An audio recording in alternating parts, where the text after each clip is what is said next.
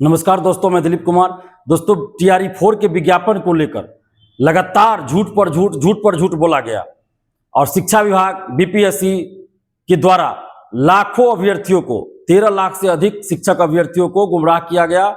उनके कैरियर के साथ, उनके भविष्य के साथ, उनके जिंदगी के साथ खिलवाड़ किया जा रहा है लगातार।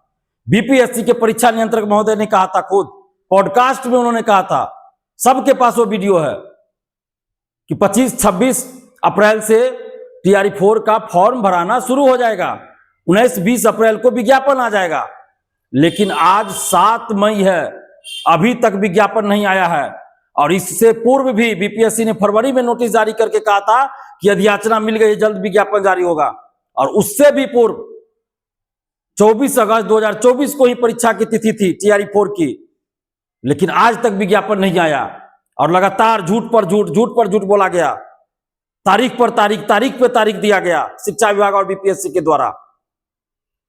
अब जब तक पूरा पटना आप जाम नहीं कीजिएगा, जब तक पूरा पटना नहीं भरिएगा स्टूडेंट से, तब तक सरकार नहीं सुनने वाली है। क्योंकि चुनाव समाप्त हो चुका है। चुनाव के बाद जो मुख्यमंत्री बने थे वो भी पद छोड़ चुके हैं, नए मुख्यमंत्री बन गए, लेकिन विज्ञापन नहीं आया। इसलिए अब भीड़ दिखानी पड़ेगी।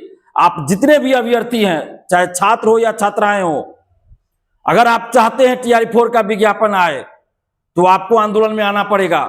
अगर सोचिएगा कि घर बैठे रहे, लॉज में, लाइब्रेरी में, हॉस्टल में बैठे रहे, कोचिंग में बैठे रहे, तो विज्ञापन नहीं आएगा। इसलिए 8 मई यानी कि कल शुक्रवार 8 मई को सुबह 10 से 10:30 के बीच आप सभी पटना कॉलेज पहुंचिए। कल यानी 8 मई को सुबह 10 बजे, शुक्रवार को सुबह 10 बजे पटना कॉलेज से महा आंदोलन शुरू होने जा रहा है। आप सभी जितने भी छात्र छात्राएं हैं जो चाहते हैं कि टीआरई 4 का विज्ञापन आए, तो 10 से 10:30 के बीच आप पटना कॉलेज जरूर पहुंचिए। चाहे आप कहीं भी हो, बिहार के किसी भी जिले में हो या बिहार से बाहर ही क्यों ना हो, या पटना में भी जो मौजूद है छात्र छात्राएं, आप सबसे हम आग्रह कर रहे हैं, अपील कर रहे हैं कि आप अपने विज्ञापन के लिए, टीआरई 4 के विज्ञापन के लिए कल 8 मई को सुबह 10 से 10:30 के बीच पटना कॉलेज पहुंचिए। नहीं आइएगा, भीड़ नहीं दिखाइएगा, तो फिर सरकार विज्ञापन जारी नहीं करेगी। क्योंकि आप देख रहे हैं कि बार बार कुछ ना कुछ अरंगा लगाया जा रहा है। पहले कुछ कहा गया कि इस चीज के लिए हम राय ले रहे हैं शिक्षा विभाग से, वो सब बहानाबाजी था, समय पास किया जा रहा था। और अब पीटी के बाद मेंस की चर्चा चल रही है। हालांकि अभी तक आधिकारिक घोषणा नहीं हुई है, लेकिन अखबारों में जो खबर छपी, विभिन्न मीडिया चैनलों में, टीवी चैनलों में जो चली खबर, उसके आधार पे ये बात तो हो रही है कि पीटी के बाद मेंस की बात हो रही है। तो फिर पीटी के बाद मेंस का क्या मतलब कि बहाली को 3 साल 4 साल लटका दिया जाएगा। कैबिनेट से पारित कराने के नाम पे 3 महीना खेल दिया जाएगा कि कैबिनेट से ये नियम पारित होगा, उसके नाम पे 3 महीना पार। फिर कैबिनेट से आएगा सामान्य प्रशासन विभाग, उसमें 2, 3, 4, 5 महीना पार। फिर वहां से शिक्षा विभाग जाएगा, उसमें 4-5 महीना पार। यानी कि 2 साल आपका वैकेंसी ऐसे ही गायब कर दिया जाएगा, सिर्फ पीटी और मेंस के नाम पर। तो इसलिए आप सभी आइए, और हम लोगों की ये मांग है कि टीआरई 4 का विज्ञापन जल्द जारी हो। चूंकि अधियाचना बीपीएससी के पास आ चुकी थी फरवरी में ही, 11 फरवरी से पहले अधियाचना आ चुकी है। इसलिए टीआरई 4 का विज्ञापन जैसे पहले था उसी अनुसार परीक्षा भी होनी चाहिए। टीआरई 4 का विज्ञापन जल्द जारी हो, और परीक्षा जैसे टीआरई 3 की हुई, टीआरई 2 की हुई, टीआरई 1 की हुई, उसी तरफ टीआरई 4 की भी परीक्षा, एक ही परीक्षा हो टीआरई 4 के लिए, एक ही परीक्षा हो टीआरई 4 के लिए। और पीटी के बाद मेंस लेना है, जो भी करना हो, जो भी प्रयोग करना हो, वो टीआरई 5 से आप कीजिए। उसकी सूचना आप पहले दे दीजिए, उसकी सूचना आप 1 साल पहले दे दीजिए। और टीआरई 5 से जो एक्सपेरिमेंट करना है, जो प्रयोग करना है, टीआरई 5 से कीजिए। और टीआरई 4 के लिए सिर्फ एक परीक्षा हो, कहने के लिए सिर्फ एक परीक्षा है, लेकिन इससे पहले बहुत परीक्षाएं लोग दे चुके हैं। BEd entrance test, DElEd entrance test, तब उसके बाद बीएड और डीएलएड में एडमिशन होता है।